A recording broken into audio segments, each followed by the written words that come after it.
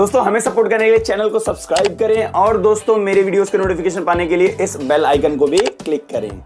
OnePlus Nord नाम सुनते ही एक ऐसे स्मार्टफोन के दिमाग में आ जाता है जिसके लिए पिछले 4 महीने से सारे लोग वेट कर रहे हैं और अच्छा स्मार्टफोन है, अच्छी प्राइस पे आया हुआ है। एंड बहुत सारे लोगों का बजट जिनका 17, 18, 19 हजार था वो लोग भी रुक के रहे थे कि 25 हजार तक आता है, थोड़ा सा ऐड करके। नॉर्मली ऐसा होता नहीं है कि इतना बजट बढ़ा के भी लोग वेट कर लें, लेकिन कर रहे थे OnePlus Nord का क्योंकि उनको लगा कि बहुत प्रीमियम स्मार्टफोन मिलने वाला है। लेकिन एक बात कहूं कि कोई स्मार्टफोन परफेक्ट होता नहीं है, ठीक है। एंड जो अनबॉक्सिंग आप देख रहे हो सारी चीजें, तो लोग तो अच्छी चीजें बता रहे हैं, शायद कुछ लोग बुरी भी चीजें बता रहे हो। मैं इस वीडियो में आपको प्रॉब्लम्स बताऊंगा, कुछ 5 या 6 हैं जो कि मेरे हिसाब से जानना बहुत जरूरी है।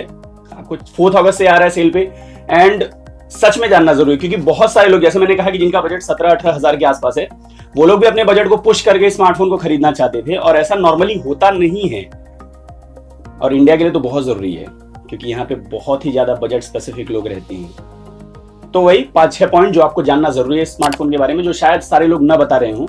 चलते से वीडियो की तरफ। पसंद आया कमेंट शेयर कर देना, नहीं पसंद आया डिसलाइक कर देना, मुझे बता देना कि नहीं पसंद आया। दोस्तों चलते से वीडियो की तरफ, लेट्स गेट स्टार्टेड।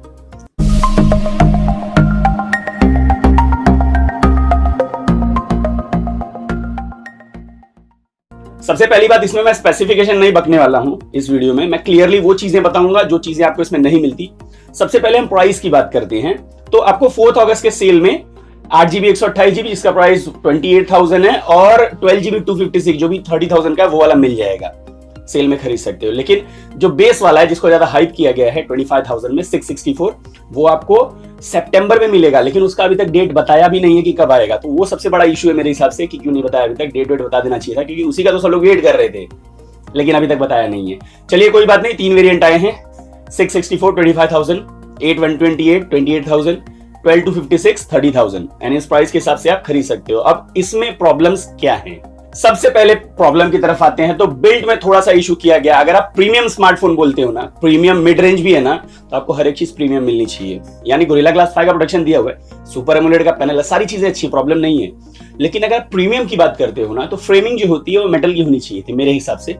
यहाँ पे आपको इस प्राइस में प्लास्टिक दिया हुआ है। अगर आप 30,000 पे करते हो तो बहुत सारे फ्लैगशिप फोन्स में आपको मेटल मिल जाते हैं, लेकिन यहाँ पे आपको नहीं मिलता। तो 30,000 28,000 पे करने के बाद भी आपको प्लास्टिक का फ्रेम मिलता है, मेरे हिसाब से मेटल देना चाहिए था। यहाँ पे एक इशू किया है दोस्तों। चलिए वहां से हटते हैं तो दूसरा आते हैं कि इसमें कार्ड स्लॉट नहीं है। नॉर्मली OnePlus नहीं देता, लेकिन अगर वो मिड रेंज निकाल रहे थे एंड इंडिया भी अगर पॉइंट में है तो आपको कार्ड स्लॉट देना ही चाहिए था SD कार्ड के लिए, जो कि यहाँ पे मिसिंग है और ऑब्वियसली मिसिंग है, आप एक्सपांड नहीं कर सकते। एंड उससे ही रिलेटेड तीसरा वाला प्रॉब्लम है जिसमें 664 वाला उन लोगों ने लॉन्च किया जो कि सितंबर में आएगा। तो जो लोग लेंगे जिनको 128GB स्टोरेज चाहिए होगा एंड वो बढ़ा नहीं पाएंगे, एक तो आपने स्टोरेज कम दिया है उसमें, ऊपर से कार्ड स्लॉट भी नहीं दिया है, यानी एक्सपांड भी नहीं कर सकते। तो मेरे हिसाब से पहली गलती आपने ये की है कि आपने कार्ड स्लॉट नहीं दी है। चलिए अगर आप कार्ड स्लॉट नहीं देते तो आपको एटलीस्ट बेस वेरिएंट 6 128 रखना चाहिए था, जो कि उन्होंने नहीं रखा है। तो दोनों तरह से ये इशू है, वो डिपेंड करता है कि आप किस तरह से उसे लेते हो। या तो आप कह दो कि कार्ड स्लॉट दे देते, अगर आपने कार्ड स्लॉट नहीं दिया है तो आपको उसके बदले 128GB वाला वेरिएंट लेके आना चाहिए था, ना कि 64, क्योंकि आज के टाइम में 64 बहुत ज्यादा नहीं होता दोस्तों। अब आते हैं स्टोरेज, रैम और वेरिएंट पे। आज से 4 महीने 5 महीने पहले कुछ स्मार्टफोन 5G वाले आए थे, आपको मालूम है। iQOO का फोन था, देन उसके बाद ओप्पो ने निकाला था, कुछ लोगों ने निकाला था, उसमें वो LPDDR5 वाले रैम और UFS 3.1 वाले स्टोरेज लेकर आ रहे थे वो लोग। सारी चीजें आज से 4-5 महीने पहले। अगर आप प्रीमियम मिड रेंज निकाल रहे हो ना, प्रीमियम, तो रैम स्टोरेज भी उसी टाइप का ही होना चाहिए। मेरे हिसाब से वहां पे गलती की है क्योंकि इसमें LPDDR4X वाला रैम है, UFS 2.1 वाला स्टोरेज है। वो प्रॉब्लम नहीं है कि मैं मानता हूं कि अगर आप 20,000 तक स्मार्टफोन लाते और ये देते तो मैं चला लेता, लेकिन अगर आप बहुत हाइप कर रहे हो, 25 से 30,000 का स्मार्टफोन है और आपने स्पेसिफिकेशन मिड रेंज लेवल के रखे हैं, तो इसमें आप अपग्रेड कर सकते थे। यहां पे तो एटलीस्ट कस्टमर्स को खुश कर सकते थे, ये मौका था जो कि उन्होंने किया। मुझे मालूम है महंगे होते हैं, कॉस्ट कटिंग के लिए किया गया है, और मैं ये नहीं कह रहा हूं कि LPDDR4X खराब होता है या UFS 2.1 खराब होता है, लेकिन अगर थोड़ा अपग्रेड कर देते मेरे हिसाब से अच्छी चीज हो सकती थी। अगले पॉइंट की तरफ आते हैं। अगर आप टीजर देखोगे तो वहां पे हर जगह बोल रहे हो फ्लैगशिप कैमरा है, अच्छा कैमरा है। और मैं उन लोगों में हूं जो बिलीव नहीं करता कि सेंसर का साइज क्या है या कितना मेगापिक्सल दिया हुआ है। मैं ऑप्टिमाइजेशन में बहुत बिलीव करता हूं। तो 12 मेगापिक्सल कैमरा भी अच्छा हो सकता है 48 से या किसी सेट से भी, लेकिन मैं मानता हूं कि आप अपनी तरफ से 64 मेगापिक्सल का सोनी का सेंसर दे सकते थे, क्योंकि पोको X2 का अगर आप देखोगे रेडमी का फोन है, वो लोग 17-18 हजार में देते हैं।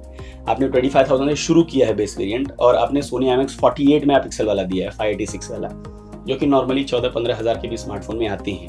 अगर आप इवन Redmi Note 7 Pro ले लो, 12,000 10,000 का फोन है, उसमें आता है। तो मैं मानता हूँ कि बहुत अच्छा ऑप्टिमाइज किया गया होगा, बहुत अच्छा स्कोर भी देगा DxO मार्क का, सारी चीजें अच्छी होंगी, मैं ये नहीं कह रहा हूँ। लेकिन अगर हर जगह आप काट रहे हो तो यहाँ तो कम से कम कर सकते थे कि 64 मेगापिक्सल का देते, वो थोड़ा अलग इंप्रेशन लगा था। अगर आप हर चीज में कह रहे हो कि मैंने बहुत प्रीमियम चीजें यूज की हैं, तो आप यहाँ पे 64 686 वाला दे सकते थे, जो कि फ्लैगशिप कैमरा अगर कह रहे हो तो मेरे हिसाब से वहां पे आप करना चाहिए था। सारे स्मार्टफोन में 48 मेगापिक्सल सोनी IMX का आता है काफी कम प्राइस पे, तो अगर आप 48 देकर ये कह रहे हो कि फ्लैगशिप कैमरा है, तो थोड़ा सा आप ज्यादा बढ़ा चढ़ा के बता रहे हो मेरे हिसाब से।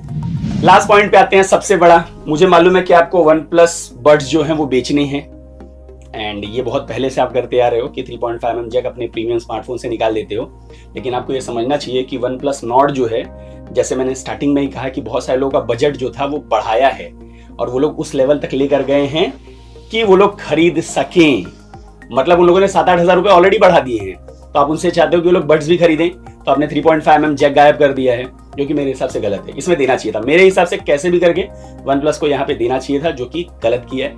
एंड बहुत सारे लोग देखिए चार्ज करने के पीछे नहीं भागते कि मैं बड्स चार्ज करूं, या ब्लूटूथ ईयरफोन्स वो लोग यूज ही नहीं करते, ऐसी चीजें। वो लोग नॉर्मल ईयरफोन से ठीक रहते हैं, ऐसा प्रॉब्लम नहीं है उनको। तो उनके लिए 3.5mm जैक मेरे हिसाब से होना चाहिए था, जो कि आप इंडिया के हिसाब से देखोगे तो सबसे बड़ी गलती यही है कि इसमें 3.5mm जैक गायब है।